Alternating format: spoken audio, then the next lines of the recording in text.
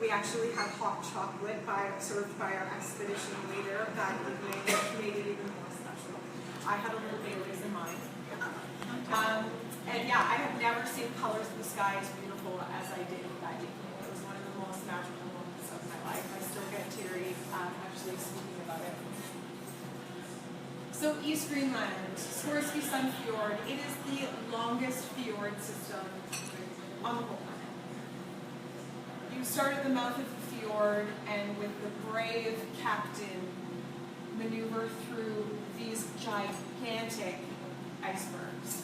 And let me tell you, the last day of the trip, I still did not get sick of seeing ice. Every iceberg is completely different in every shape and size. So this hike is actually about a 5-hour hike round trip, and it is magical. We really try and get everyone out to see landscapes such as this, to get not only great photographs, but have phenomenal experiences. And our expedition team, they really do a great job at, once you're at the top of a hike, making sure that people have some alone time, because being in these regions, it's really important to reflect on where you are. Not many people take the time to just sit and quiet on their own, and let me tell you, people who never thought that they were meditators become meditators after they're in the presence of something like this. So, Northeast Greenland National Park. This is Sidikat, and gorgeous, gorgeous national park. Itakumurut is the amazing town in the mouth of the Scoresby Sun Fjord system.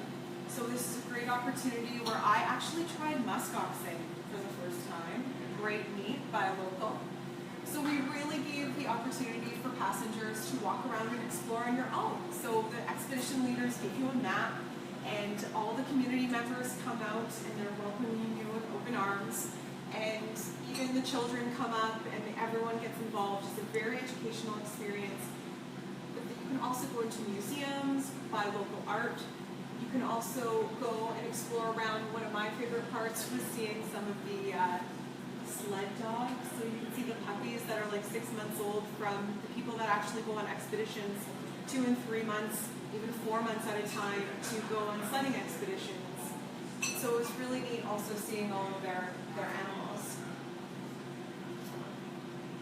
So which types of travelers would enjoy East Greenland the most? I would definitely say the escapists if you want to get away from it all. And also the adventurers. East Greenland is perfect for hiking. I'm a massive hiker, and I really liked this opportunity because I could go on long hikes, but also choose something shorter or smaller if I didn't feel like I was ready for a vigorous hike that day, because there were afternoons where I got quite tired myself from a morning hike of 4 or 5 hours. So I really enjoyed having a contemplative walk or a short, meandering, long, slow walk. So as you can see why, we have a great 14-day itinerary that touches East Greenland. So this one's at the end of August of 2017.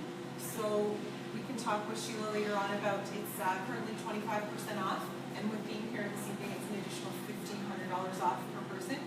So this one starts in Iceland. Sheila was talking about highly recommend some days with Sheila before or after in Iceland. So we start everyone off in Reykjavik, and we fly to Akureyri, the southern portion of Iceland. We have some tours there during the day before you actually get on board the vessel in the late afternoon. And then we sail through, this is the Denmark Strait here. So it's about a day and a half sail to go to Greenland, and it's very exciting because you do get a true Viking experience of going through the Denmark Passage. So then you can go up far north, and then we go through the Scoresby Sun Fjord, which is definitely the highlight. Possibilities of seeing polar bears. We did not see any, but our expedition leader and our captain are definitely out on the lookout for the bear.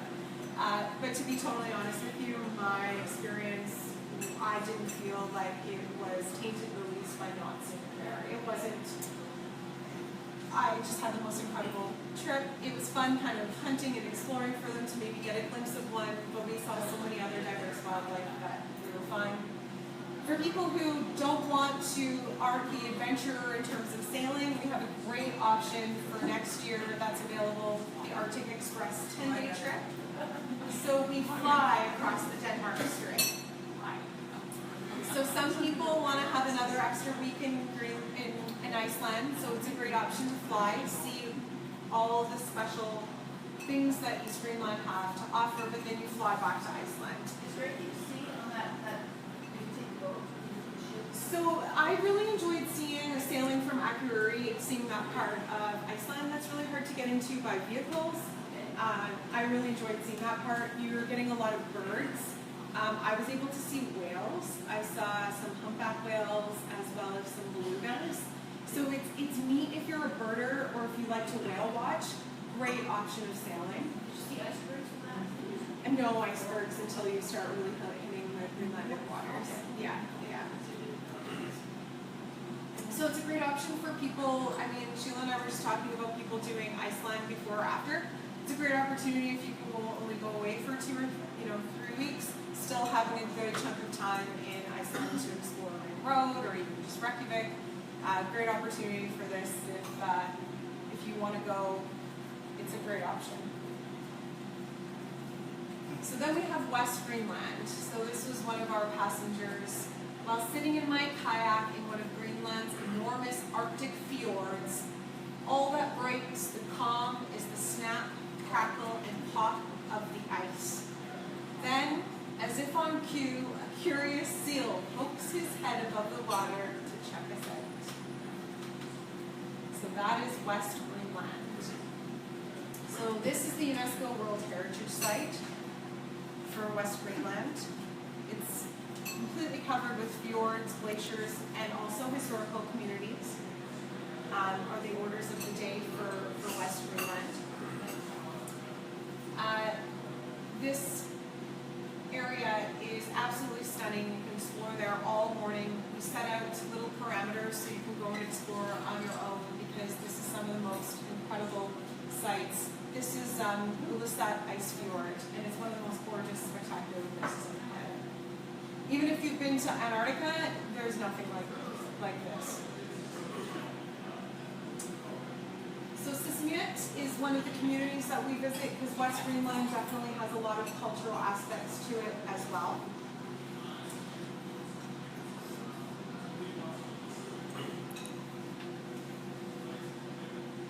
So you can explore the town and you can also sample the food as well.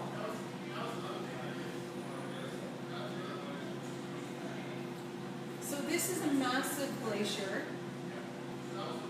Ikip Surya, and she regularly calves huge chunks of ice. So if you've never heard of calving glacier before, you are most likely bound to hear it happen here. It's just the sounds on some of our videos that we have on YouTube. It's just extraordinary to be able to witness the presence of this gorgeous glacier.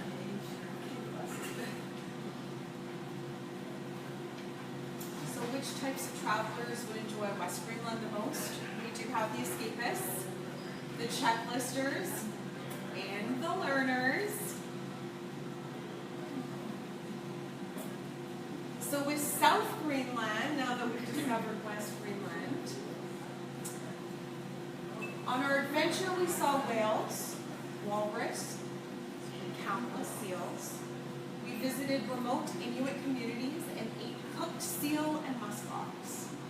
We kayaked, walked, explored in inflatable boats, and cruised for more than 2,000 miles, mostly in sunshine.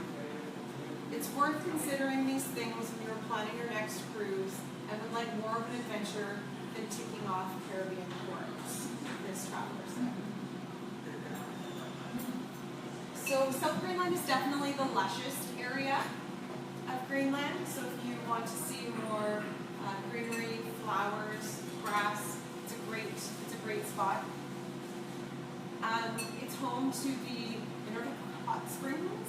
So 3 glaciers. There's great water that comes into these pools, and you can actually, if you're adventurous enough, go swimming and get warmed up by these hot springs. There's lots of history in Nook.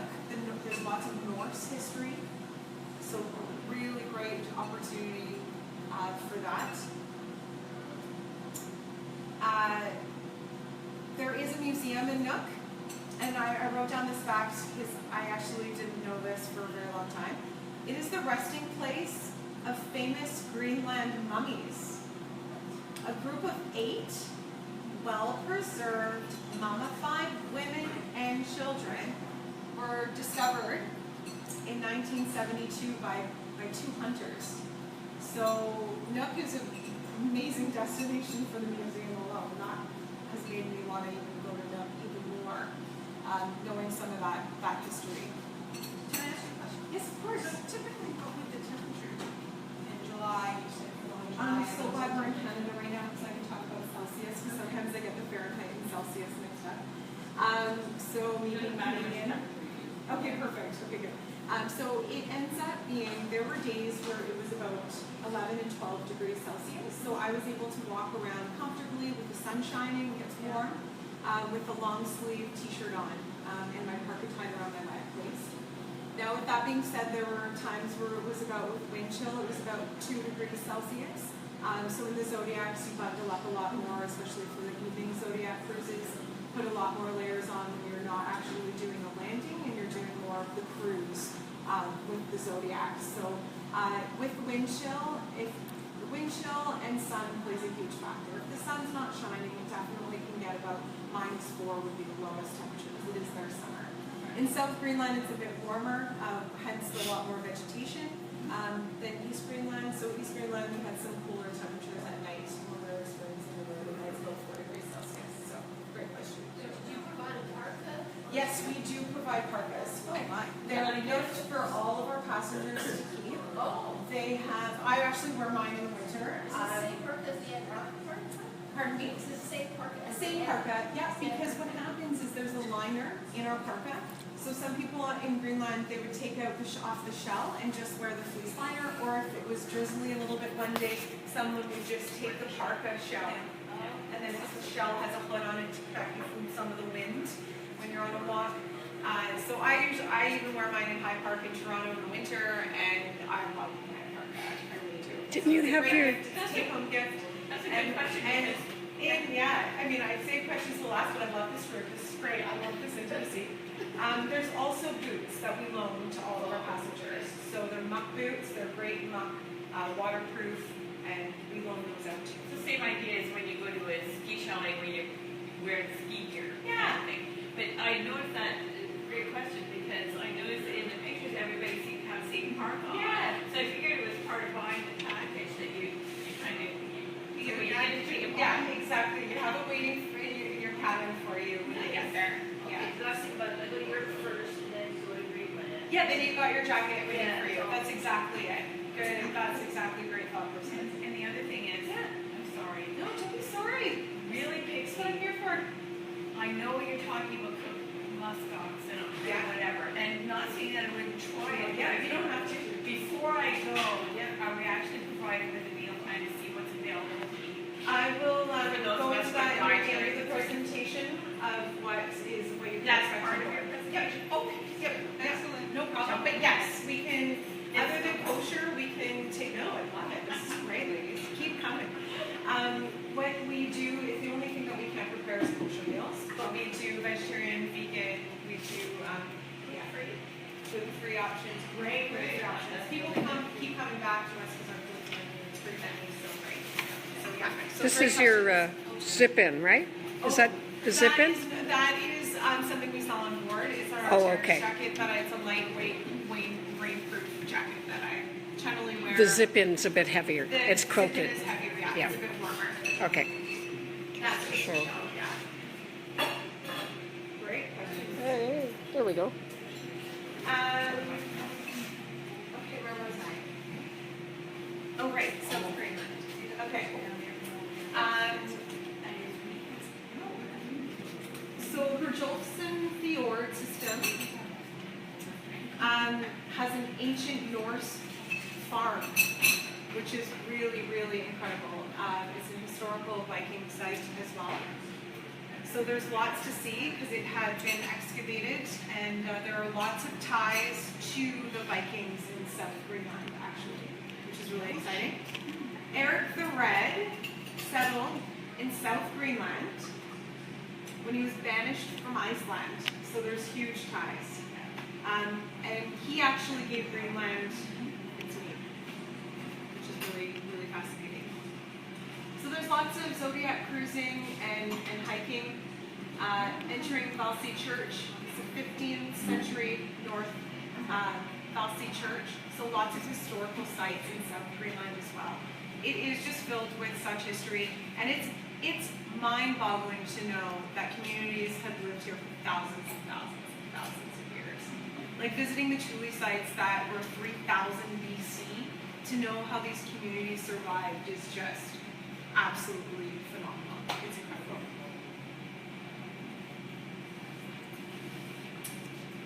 So in South Greenland, we do still have some glaciers, so not to miss out on lots of ice, even though it's filled with vegetation. So this is Kryn Christensen, and there are massive tidewater glaciers. So we do have a great, as I was saying earlier, a great glaciologist on board. One of the ones that I traveled with won 2 medals from the Queen of England because he has been the leader in his field. He actually writes the textbooks on this stuff. So it's fascinating to know what type of glacier is a fast-moving glacier and what that means. So again, the educator component, the learners, it's a great opportunity in South Greenland for that. You get to zodiac cruise through these areas and also kayak as well, if you decide to do that adventure option. So the checklisters, for sure, being able to go to these areas, and the learners are. South Greenland is incredible if you want to learn about not only the geological formations and glaciers, but also the components of the communities that we go into. Huge, huge aspect for people who want to learn more about the Arctic. So is Southern Greenland the more populated area? Southern Greenland is more populated, yes, but more so just because of the, like, Nuuk is pretty much the capital, so lots of people go there for that reason. A lot of people that are in communities in other areas of Greenland send their children to Nuuk to become educated after a certain age. So that's why it's more densely populated, more people want to go to Nuuk. Generally speaking, they know that more than Cormorant, so it tends to be why it's more popular. Okay. And for its green, it's more green than other areas of Iceland, so there's more vegetation. So it tends to be a little bit more popular, but Scoresby Sun Fjord in the east portion is still one of the major highlights of Greenland. So this is one of our itineraries, for instance, for the checklister. Why I say it's for checklisters, the South Greenland portion, is because with this itinerary, Iceland, Greenland, and Baffin Island, which happens in the beginning of September and August this year, you actually cover 3 countries in this itinerary. So you're not only covering Iceland, a bit of it, but you're also covering the south portion and a bit of the eastern portion of Greenland, and you're also going into Baffin Island. So you are hitting 3 countries with this 18-day itinerary. Pardon me? Are you stopping in California? On this itinerary, we're not going that far north, unfortunately. Generally, if the weather works, we might try and stop there, depending on the sea days. If there's not much wind and we can get there, yes. It's not set in stone that we go there on this itinerary. East Greenland, yes. East Greenland, Cormorants will be visited. Again, winds, like I almost couldn't go to Cormorant because the day we had planned, the high winds came in, so we couldn't make a landing. So we did it on the way back. So. Okay, so I'm looking at the map here. Yeah. So from Iceland, we've got the plane that flies us over to Akureyri or Yeah, whatever. and then you embark the ship in And Akureyri. then so it's a It's a sail big back. port sign. Yeah. But And it's then not guaranteed that we would get to Iqaluit. Not on this itinerary, no. Iqaluit's up here. Oh no, Iqaluit's not there. Or sorry, I meant Iqaluit- Cormorant, sorry. No. I thought someone said Cormorant. Okay. So with So Iqaluit, it is guaranteed that we go to Iqaluit is Iqaluit. where you actually fly out of to come Okay. back to Canada. So Okay. yeah, so if So we take the cruise back and then we would fly home. yeah, from you Iqaluit. disembark in Iqaluit. So it is 3 countries. Yes, it's fully 3 countries because you're ending and you're not getting a lot of time in Iqaluit. Sorry, I heard Iqaluit. Sorry, I've Greenland on the mind. Iqaluit, you might not get much time there. Just to let you know, what some people end up doing, if you really want to stay and spend more time in that community, you can stay later and take your own flight back. But we try and get in there enough earlier in the morning so that we do have a few hours in the layover. I know there's a lot to see, but So, yeah, it's neat to explore. We try and get everyone out for a few hours to explore the community for sure while we're bringing all the luggage and everything onto the plane. And then the charter plane comes back to Canada. So it's a great option because it ends here in your hometown here. So it's a great way of seeing a lot. And so this one is in August of 2017 only. We don't have this itinerary in 2018. So if you do want to go, we do have some space left on the August 28th departure for this itinerary. So Sheila can definitely send you a full itinerary of that if you're interested. So just a little bit of my East Greenland experience. Thank you. Yeah, I love it. This was in one of the Thule sites in East Greenland. To be completely honest with you, when I started working for Quark 9 years ago, my number 1 was Antarctica. My number 2 was the North Pole. And Greenland wasn't on my radar. It really wasn't. So when I thought, you know what, enough people are wanting to go there, maybe I should check it out, see what the buzz is, because there's been a buzz of some of my friends that are doing their kayaking expeditions in Greenland, guided tours that way, and I thought, you know what, I'm going to go. And I cannot believe it wasn't my first Quark trip. I cannot believe it wasn't my first Arctic or Antarctic adventure. Greenland stole my heart. I cannot wait to go back. I have shivers just talking and speaking about it. Like driving here from Toronto, it's like a 4.5 hour drive, and I'm thinking, I can't believe I get to talk. Sorry. But I need to say this, but they were the first Arctic explorers. I mean, you can't. I mean, if you're going to be an Arctic explorer, you have to think Norse. Yes. There's no other. I completely agree with you. You know, you're looking at the whole origin of it. Yeah. And I didn't realize that I would see Thule sites. So this particular hike, this was a walk for about 2 hours, and people that didn't want to do the hike, they actually took the Zodiacs around so they could still see these Thule remains and sites where I was. But these icebergs just kept floating by, and there's icebergs at every turn when you're walking and looking at amazing ruins of people that have lived there thousands of years ago. So I had a remarkable time. I also this is in Scoresby Sun Fjord, so this was a hike about 2 hours to get up to this point. We did it at 6 in the morning, and I'm not a morning person, but they said if you want to get the sunrise, yeah, it was amazing. So this is actually an iceberg. It was almost 100 meters wide, that iceberg. And then I did the polar plunge, and I wasn't going to do it, and this wonderful 18-year-old that I met on this trip said, "You're not going to do it?" I'm like, did I tell you I was going to do it? Yes, I did. So I think after a couple of drinks at the bar, I told her that I would do it with her. And so I did it, and we did it in Hare Fjord after a really long hike in Hare Fjord. It was our last hike, so we did it on the last evening of the voyage, so I did it before dinner. The cold waters, it was minus 2 degrees Celsius, the Arctic waters. And Hare Fjord, honestly, the water looked as beautiful as the Caribbean. You can't really see it from this angle from the photographer that took this picture, but it is a stunning blue. You can see right to the bottom. It made me want to go swimming when I was in Hare Fjord. It was absolutely remarkable. And then, of course, the cold water gets your adrenaline running and your hunger. So after the chef on board provided with us a huge 5-course meal after, and with lovely drinks. So we had some toasts to the trip. So highly recommend the polar plunge. Every age can do it. We do have doctors on board. We do have, what do you call them? Defibrillators. But what is great is, so many of the Scandinavian countries do this every morning, and it's a great way of actually, I felt rejuvenated. I actually felt like I could conquer the world. I felt like I could do anything after I did the polar plunge. So it is a fun highlight for those enthusiasts. I came across this herd of musk oxen. So I went on one of the longer hikes, and we came over a hill, and these magnificent creatures, because you have to be so quiet. They're very skittish. Does anyone know who the musk oxen is related to? What species?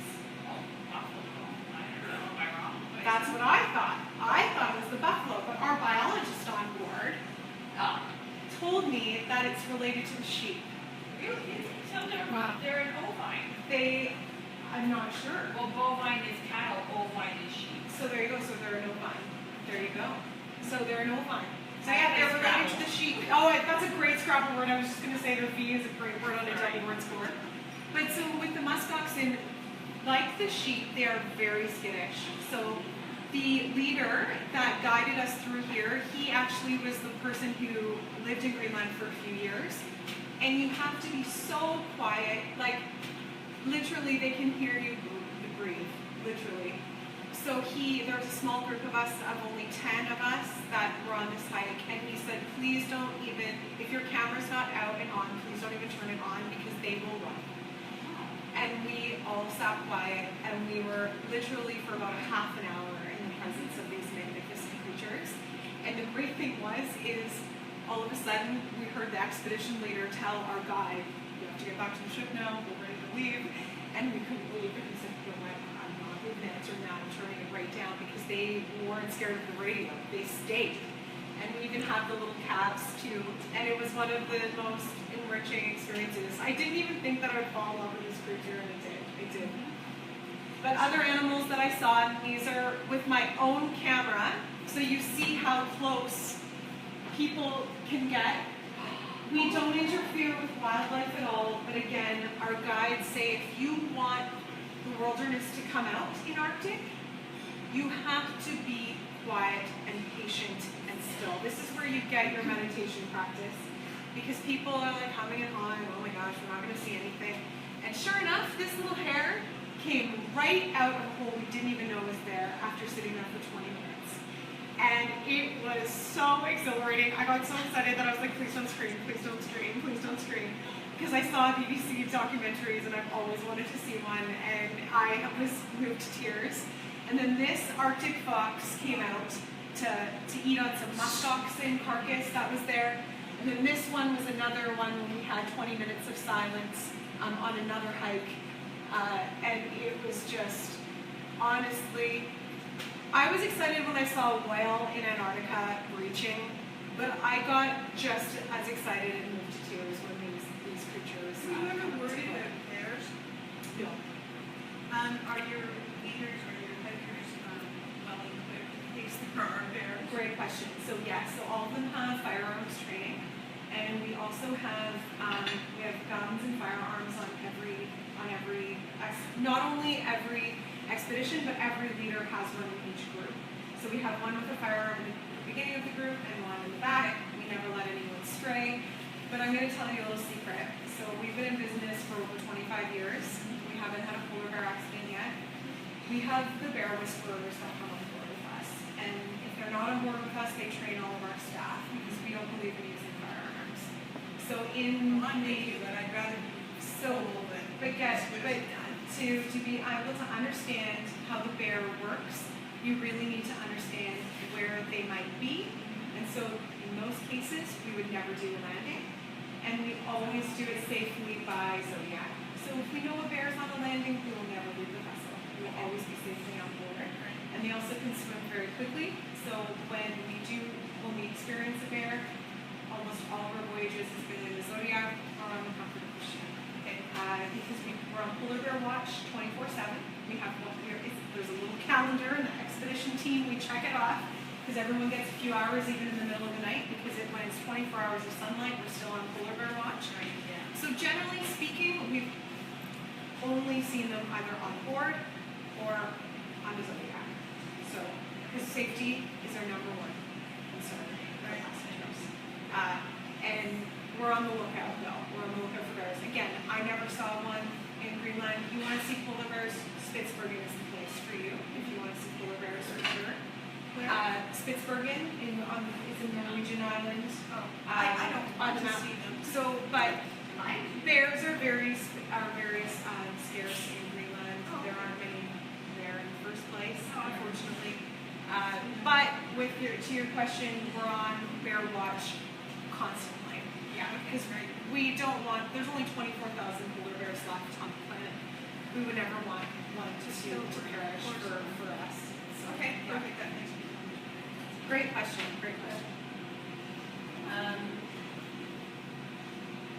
So some of the frequently asked questions that we've had are who will be leading these expeditions. So to tie in with your question of safety and polar bear watch, Hadley Measham is one of the most amazing guides that we have. He is a young, spry British chap, and he led my Greenland expedition. He has a firearm that you can see. He has been working for Quark for quite a long time, and honestly, everyone on our trip said, "Are you going to the moon? Because I would go to the moon with you if you were leading an expedition." That's how great Hadley is. He makes every day an adventure. He is the one getting his zodiacs, trying to see, you know what, polar bear might be around this corner. Let's go around this one last corner. So he is a phenomenal leader, but also an educator. He is rich in history, so he has a degree in history, and so he's not only on the bridge every moment with the captain when he's not out with us, when we're at night sleeping, he's the one trying to plan out the next landing, the next zodiac cruise, to basically make you have the trip of a lifetime. So every trip is different. Then we also have Solon Jensen, who is a phenomenal guide from the USA. He does a lot of Alaskan guides before he came with us. He used to be our kayak guide for almost 10 years, and a few years ago, 3 years ago, he became one of our expedition team leaders. And Solon is one of the most genuine, sweetest, caring souls you will ever meet. And he, again, is on constant watch to make every landing not only safe, but one that you will never forget. So everyone that's in the presence of Solon feels that he is giving you his undivided attention, and it's just magnificent. So these wonderful gentlemen will be leading our Greenland trips this year, and they are filled with a diverse expedition team. Our trips have 1 to 8 passengers, so one expedition team leader to only 8 passengers. Yes, Laura. Solon was in Antarctica. Pardon me? Did you say Solon was in Antarctica? Solon was in Antarctica, yes. If you were on the ocean, are we on the Sea Adventure in Antarctica? Yeah.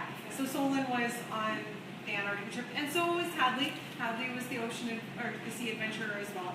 So Solon you was really good. So you had Solon. Okay, great. Yes. Was he your EL too, or a guide? A kayak guide, because he'd probably do this guiding. He was like running the whole. Amazing, yeah. So he was ELing. He was the expedition leader. So you enjoyed Solon? Yeah. Good.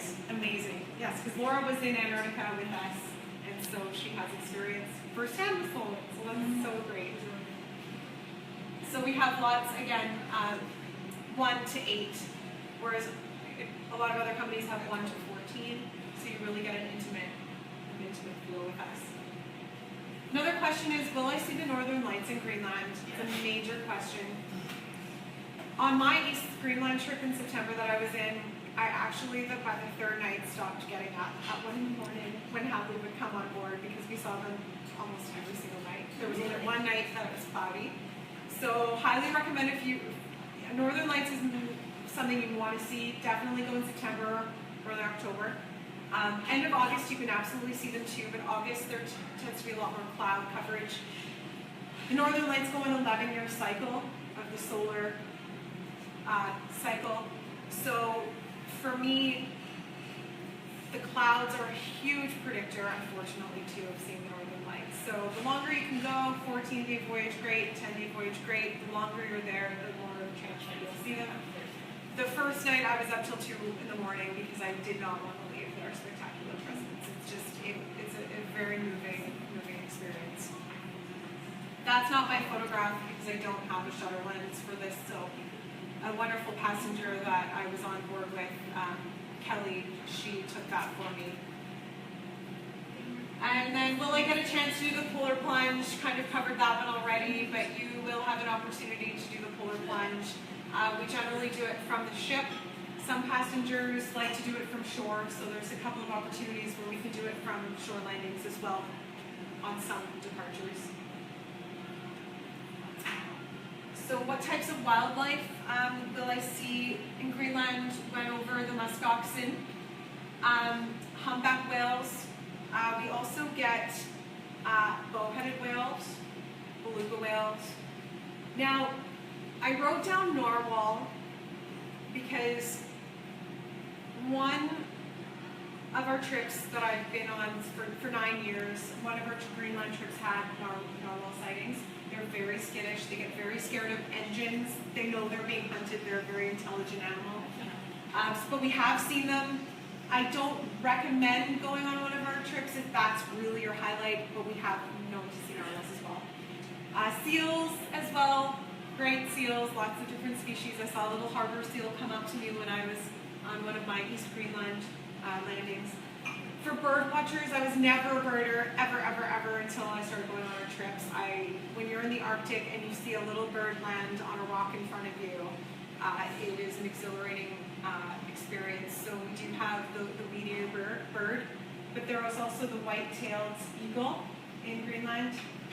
There's owls in Greenland, which your t-shirt, I think, has an owl on it, doesn't it, Laura? Yeah. Guillemots, great bird that I've learned to love. Kittiwakes are a huge species that are seen at a return. I actually bought a pair of binoculars on board because I never owned a pair of binoculars in my life until I went on our Greenland trip. So highly recommend getting binoculars if you come with us. So what is the experience on board like? The food and the dining experience, everyone eats together. If you are with a group of 2, we can absolutely accommodate that for you. But our expedition team come out, so you can sit with a glaciologist one night, you can sit with an ornithologist the other night. Our expedition leaders also come and eat with you in the dining room. So it's a really great experience. I love meeting new people. We have people from all over the world that travel with us. So I have made great friends from Switzerland being on our trips, Germany, Australia, other parts of Canada, which are really great. So our inside cabins, this is the Sea Adventurer. She's going to be renamed the Ocean Adventurer now. So we've renovated her. She's in dry dock right now. So private bathrooms, rooms that can accommodate like king-size beds, queen-size beds, also twin-size beds. So people that are traveling with friends as well as parents or grandparents, it's a great way of having 2 twin beds as well, can accommodate. Great dining experience. So the Ocean Adventurer goes to Greenland, but also we have the Ocean Nova. So she's also a high ice rating ship. These are both 1A, both of these ships. 2 of these vessels are 1A ice rating for literally maneuvering not only in and around the ice, but through the ice. So they're very safe vessels fit for polar regions. The Ocean Nova is more of an expedition vessel. She was a Russian research ship, so she's not as luxurious as the Ocean Adventurer, sorry. The Ocean Nova is what I traveled on in September to Greenland. Still has lovely accommodations, 2 twin beds, no beds together on her. She only has 78 passengers, so a very intimate feel. The Ocean Adventurer has only 132, so we're a very small ship-based company, no more than 200 passengers on any of our ships. We have great seating arrangements in the Ocean Nova as well. Both of our ships have gyms too, so if you do feel like you're not getting enough activity on hikes and kayaking, which I'm in bed by 9 on our voyages because I'm so exhausted, but great opportunities too for polar libraries. We do have Wi-Fi available on both. For people who do want to keep in touch with family and friends, I personally sign out. I'm logged off. The last day I signed in just to post one picture on Instagram because I was super excited about our icebergs in Greenland. And it was the most hit. I have a lot of followers on Instagram and Facebook, and I've traveled a lot of places around the world. And East Greenland got my highest hit for Instagram and Facebook. So that's just how popular and beautiful Greenland is. But yeah, you can log off, sign off, but you can also use our computer on board if you want to email or be contacted. In dining experiences, there is a phenomenal food on board with everything from cheese plates to five plated meals. We have lectures on boards in the evenings after everyone's come and gone. We have lecture before dinner, recapping the day. Sometimes we even have a Zodiac cruise after. But we have lots of great lectures on board, stories that I will keep forever. We also have a great bar on both ships too, so the expedition team, they also come in the bar, share their stories with people, but also everyone shares their own stories of what happened that day. If you have a friend, like my aunt one time went on a Zodiac cruise and I went kayaking, we came back, had a drink in the bar, we could share our stories, so it's a great experience on board. So even though it's an expedition, you can have a luxurious experience, you can have a comfortable experience. Ships are the ways that we can get into these remote locations. So I like to be able to come back, have a bit of comfort on board, and still visit somewhere else that afternoon or the next morning. I would imagine that the water is fairly calm around, like you're close enough to the land. So that's correct. In the Scoresby Sun, in any fjord system, if the winds are low, I didn't even feel like I was on a ship. So you're absolutely right. It's very sheltered. When you're going and transitioning on some itineraries from, like, for instance, West Greenland coming over to the southern portion, you can get some currents and some winds coming over the ocean that can create a little bit of motion. Nothing like the Drake Passage. But you're right. Being closer to land creates more shelter. The fjord systems are very calm. So great for travelers who get seasick. I get severe seasickness. I'm a big sailor, I love sailing, and I get terrible, terrible seasick. Where I did get seasick is going from Iceland to Greenland. That body of water is the Denmark Strait. It's almost as rough as the Drake Passage. I got very sick on that portion. But yes, once you're in Greenland, great sailing. So this could be you in Greenland, everyone. So we do have 25% off of those two Greenland trips that I was discussing if you book it by the end of June. But I was talking to Sheila, and I'm more than happy to discuss that if you book by the end of August, those Greenland trips, and also an early booking bonuses for 2018 trips in case if you've already got plans for this summer, which happens. So there'll be early booking bonuses available on a lot of our 2018 voyages. But everyone here for 2018, even if there's something that's not on promotion for next year, because you've been here this evening, you'll get $1,500 off, and you can combine that with any offer that's there. So we had some questions throughout the presentation, which is great. I love your enthusiasm. Does anyone have any other questions that I might be able to answer? Yes. So for the east one. Sorry, what's your name? Wendy. Wendy. Yeah. Great, Wendy.